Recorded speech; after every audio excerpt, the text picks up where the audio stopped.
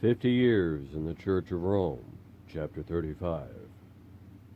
The people of Beauport had scarcely been a year enrolled under the banners of temperance, when the 7 thriving taverns of that parish were deserted, and their owners forced to try some more honorable trade for a living.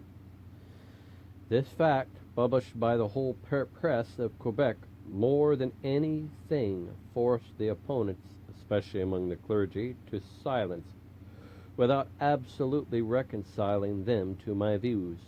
However, it was becoming every day more and more evident to all the good that all the good done in Beauport was incalculable, both in a material and moral point of view. Several of the best thinking people of the surrounding parishes began to say one to one another, "Why should we not try to bring into our midst this temperance reformation which is doing so much good in Beauport?" The wives of the drunkards would say, "Why does not our curate do here what the curate of Beauport has done?" On a certain day, one of those unfortunate women who had received with a good education a rich inheritance which her husband had spent in dissipation, came to tell me that she had gone to her curate to ask him to establish a temperance society in his parish, as we had done in Beauport, but he had told her to mind your own business. She had then respectfully requested him to invite me to come and help to do for his parishioners what I had done for mine, but she had been sternly rebuked at the mention of my name. The poor woman was weeping when she said, "Is it not possible that our priests are so indifferent to our sufferings, and that they will let the demon of drunkenness torture us as long as we live, when God gives us such an easy and honorable way to destroy his power forever?" My heart was touched by the tears of that lady. I said to her, "I know a way to put an end to the opposition of your curate, and force him to bring among you the reformation you so much desire. But it is a very delicate matter for me to mention to you. I must rely upon your most sacred promise of secrecy before opening my mind to you on that subject." "I take God as my witness," she answered, "that I will never reveal your secret." "Well, madam, if I can rely upon your discretion and secrecy, I will tell you an infallible way to force your priest to do what has been here." "Oh, for God's sake," she told me, "tell me what to do." I replied, "The first time you go to confession, say to your priest that you have a new sin to confess, which is very difficult to reveal to him. He will press you more to confess it, and you will say, 'Father, I have lost confidence in you.' Being asked why, you will tell him, 'Father, you know the bad treatment I received from my drunken husband, as well as hundreds of other wives in your parish. But theirs, you know, the tears we have shed on the ruin of our children, who are destroyed by the bad example of their drunken fathers. You know the daily crimes, unspeakable abominations caused by the use of intoxicating drinks. You could dry our tears and make us happy wives and mothers. You could benefit our husbands and save our children by establishing the Society of Temperance here, as it is in Beauport. And if you refuse to do it, how then can I believe you are a good priest, and that there is any charity and compassion in you for us?" Listen with a respectful silence to what he will tell you. Accept his penitence. And when he asks you if you regret that sin, answer him that you cannot regret it till he has taken the providential means which God offers him to persuade the drunkards. Get as many other women whom you know are suffering as you do, as you can, and to go and confess to him the same thing. And you will see that his obstinacy will melt as the snow before the rays of the sun in May. She was a very intelligent lady.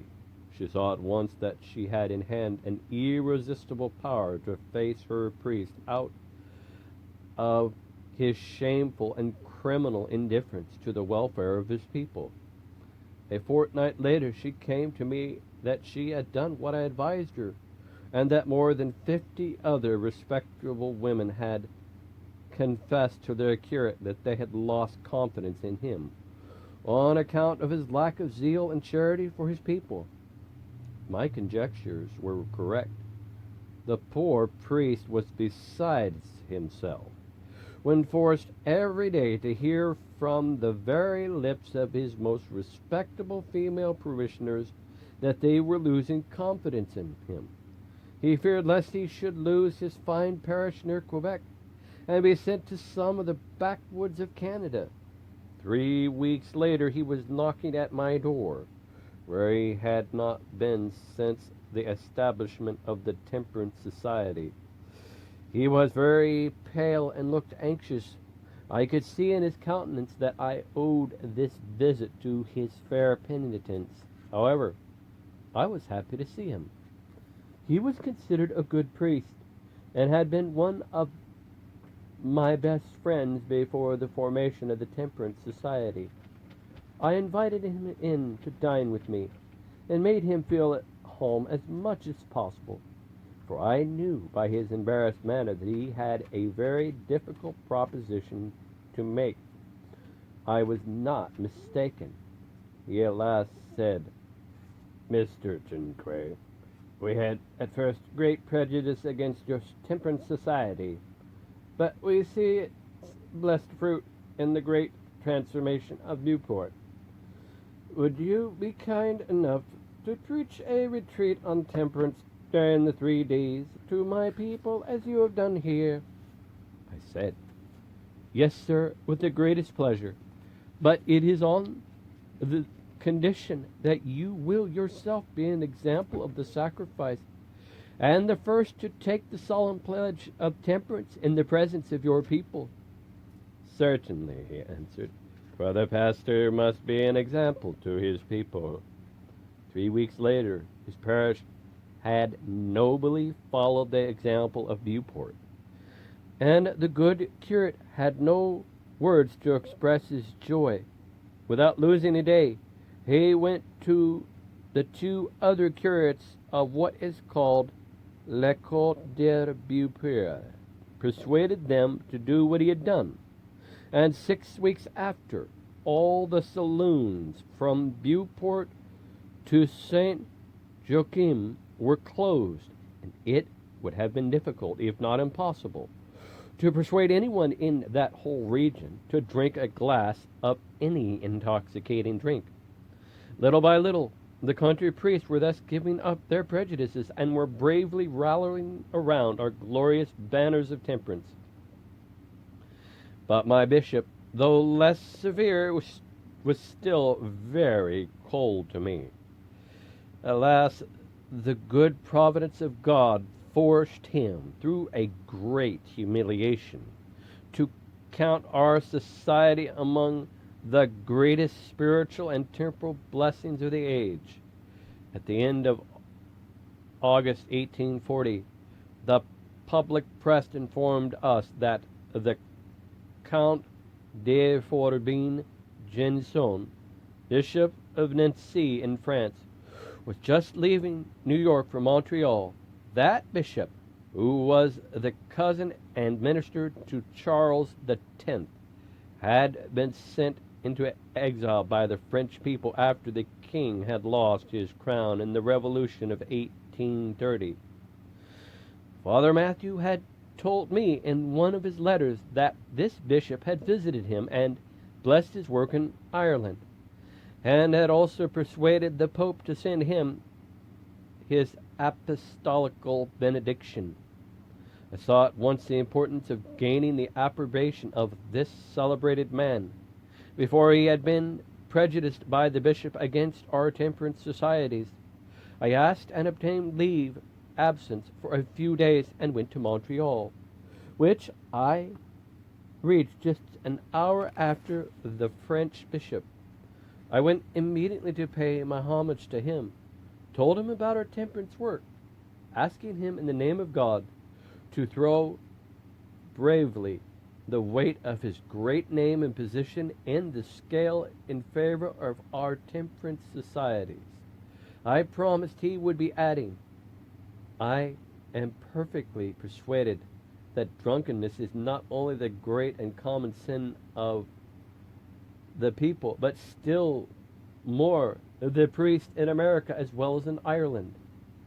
The social habit of drinking the detestable and poisonous wines, brandies, and beers used on this continent and in the northern parts of Europe where the vine cannot grow is so general and strong that it is almost impossible to save the people from becoming drunkards except through an association in which the elite of society will work together to change the old and pernicious habits of common life.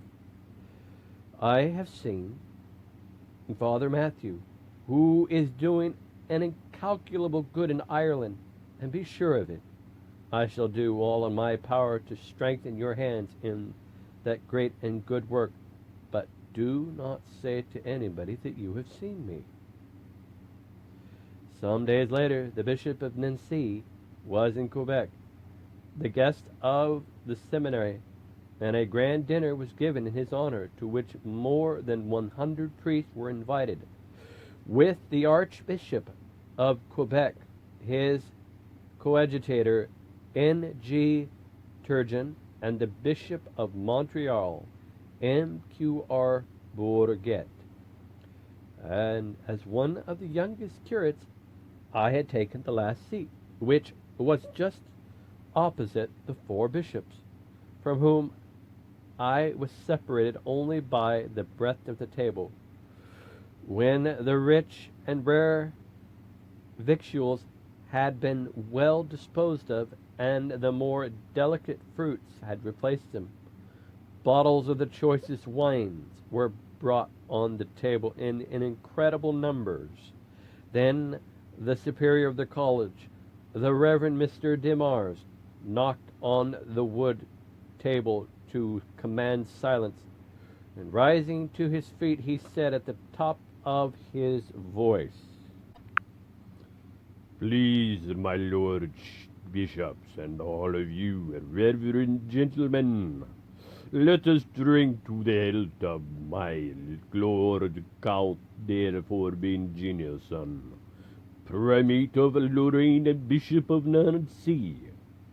The bottles were passing around, were briskly emptied into large glasses, put before every one of the guests. But when the wine was handed to me, I passed it to my neighbor without taking a drop, and filled my glass with water. My hope was that nobody had paid attention to what I had done, but I was mistaken. The eyes of my bishop, my Lord Signet, were upon me, and with a stern voice he said, "Mr. Cinque, what are you doing there? Put wine in your glass to drink with us the health of Marger de Nancy." These unexpected words fell upon me as a thunderbolt and really paralyzed me with terror. I felt the approach of the most terrible tempest I had ever experienced. My blood ran cold in my veins. I could not utter a word, for what could I say without compromising myself forever? To openly resist my bishop in the presence of such an august assembly seemed impossible, but to obey him was also impossible, for I had promised God and my country never to drink any wine. I thought at first that I could disarm my superior by my modesty and by my humble silence. However, I felt that all eyes were upon me. A real chill of terror and unspeakable anxiety was running through my whole frame. My heart began to beat so violently that I could not breathe. I wish then I had followed my first impression, which was not to come to that dinner. I think I would have suffocated had not a few tears rolled down from my eyes and helped the circulation of my blood. The Reverend Mr. Litterfrance, who was by me, nudged me and said, "Do you not hear the orders of my Lord Bishop Signy? Why do you not answer by doing what you are requested to do?" I still remained mute, just as if nobody had spoken to me. My eyes were cast down. I wish I were dead. The silent death ringing around the tables told me that everyone was waiting for my answer, but my lips were sealed. After a minute of silence, which seemed as long as a whole year, the bishop, with a loud and angry voice, filled with the large room, repeated, "Why do you not put wine in your glass and drink to the health of my Lord for being generous, and as the rest of us are doing?" I felt I could not be silent any longer.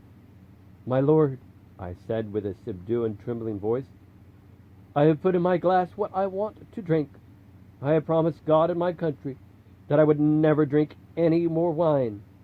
The bishop, forgetting the respect he owed to himself and to those around him, answered me in the most insulting manner, "You are nothing but a fanatic, and you want to reform us." These words had struck me as the shock of a galvanic battery and transformed me into a new man. It seemed as if they had been added 10 feet to my posture and 1,000 pounds to my weight. I forgot that I was the subject of that bishop, and remembered that I was a man in the presence of another man. I raised my head and opened my eyes, and as quick as lightning I rose to my feet, and addressing the Grand Vicar de Mars, the superior of the seminary, I said with calmness, "Sir, was it that I might be insulted at your table, that you invited me here? Is it not your duty to defend my honor when I am here, your guest? That as you seem to forget what you owe to your guest, I will make my own defense against my unjust aggressor." Then turning towards the Bishop de la Nancy, I said, "My Lord de Nancy, I appeal to your lordship from the unjust sentence of my own bishop.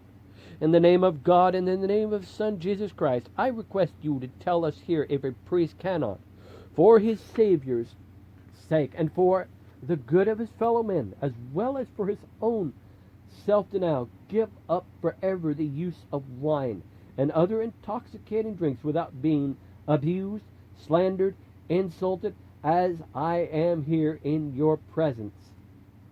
It was evident that my words had made a deep impression on the whole company. A solemn silence followed for a few seconds, which was interrupted by my bishop, who said to the Bishop de Nancy, "Yes, yes, my lord, give us your sentence."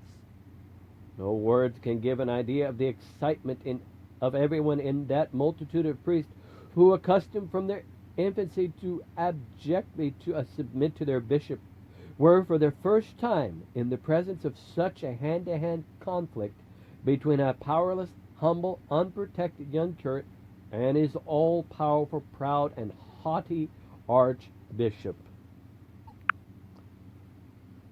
The Bishop of Nancy was first to refuse to grant my request.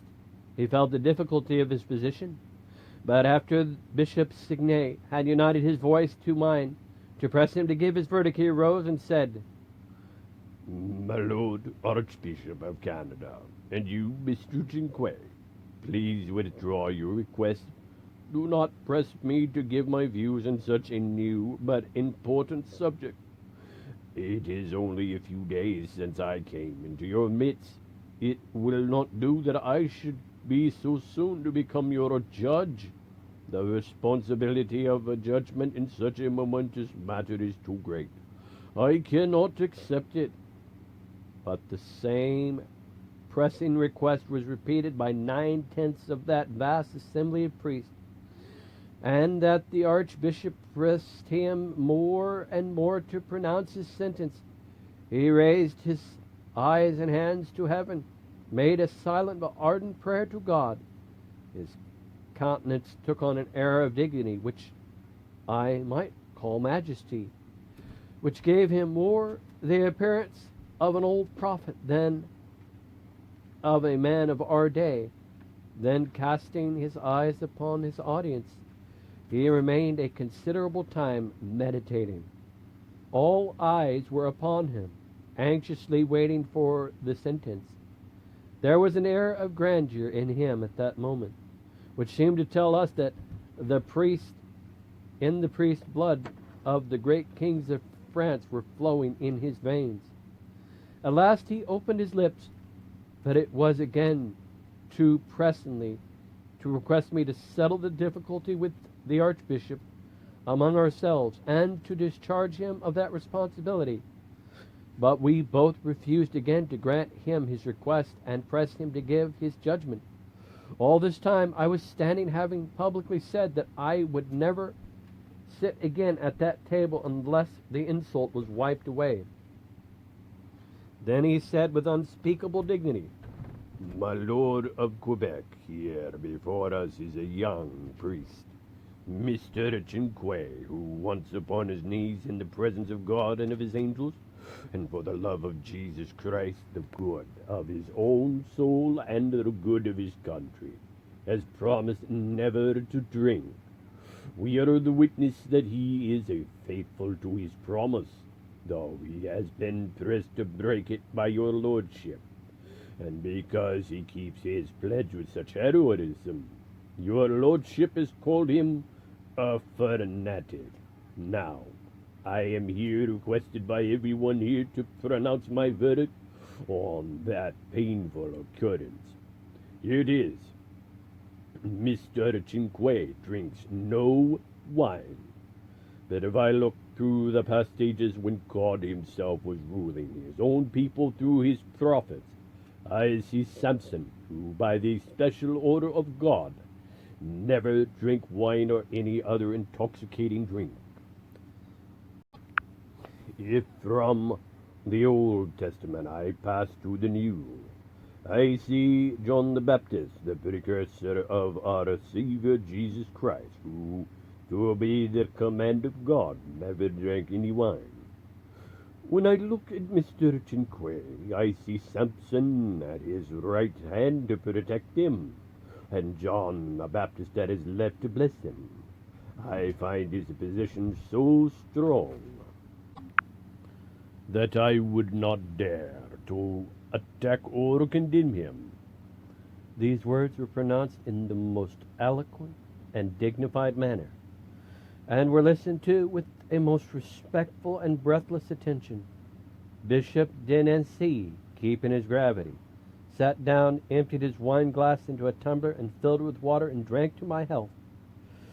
The poor Archbishop was so completely confounded and humiliated that everyone felt for him. The few minutes spent at table after this extraordinary act of justice seemed oppressive to everyone. Scarcely could anyone look at his neighbor or speak except in a low and subdued tone, as when a great calamity has just occurred. Nobody thought of drinking his wine, and the health of the Bishop of Nancy was left undrunk. But a good number of priests filled their glasses with water, and gave me a silent sign of approbation, drank to my health. The Society of Temperance had been dragged by her enemies to the battlefield to be destroyed, but she bravely fought and gained the victory. Now she was called to begin her triumphant march through Canada. The end of chapter 35, 50 years in the Church of Rome.